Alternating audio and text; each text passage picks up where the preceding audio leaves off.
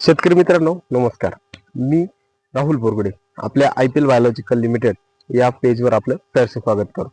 आजचा आपला विषय आहे कांदा पिकातील दुसरा डोस कोणता घ्यावा आणि आपल्या मांडा जाड करण्यासाठी आपल्या कोणता स्प्रे करावा आणि डोस कोणता टाकावा. तर हा 40 ते 45 दिवसाचा प्लॉट आहे. 40 ते 45 दिवसामध्ये आपण नक्की दुसऱ्या डोसाची तयारी करत असतो. दुसऱ्या डोसासाठी आपण नाळ मांडा जाड करण्यासाठी आपल्याला डोस घेणं आवश्यक असतो. त्या पद्धतीत आपण डोस घेत असतो. त्यामध्ये आपण जास्त फॉस्फरस युक्त खतांचा वापर करतो. त्यामध्ये आपण 14 10 26 26 तसंच अतिरिक्त फॉस्फरस असलेले ग्रेड आपण वापरू शकतो. तर त्या ग्रेड वापरताना अजून आपल्याला त्यामध्ये NPK कॉन्सर्शिया म्हणजेच आपण जे टाकलेले NPK अन्नद्रव्ये याचा विघटन होऊन झाडांना आपल्याला पुरेपूर फायदा घेता येईल. त्यासाठी आपल्याला कोणत्याही खतामध्ये आपल्याला सेकंड डोस मध्ये आपल्याला दुसऱ्या डोसामध्ये आपल्या कोणत्याही खतात आपल्याला ग्रिफिन नावाची ही बॅग म्हणजे NPK कॉन्सर्शिया आपल्याला हा एकरी 4 किलो असा वापरायचा आहे. आणि त्याचसोबत आपण जे जास्त शेतकरी आपण हानिकारक बुरशा वाढतात त्यासाठी आपण सल्फरचा वापर करत असतो.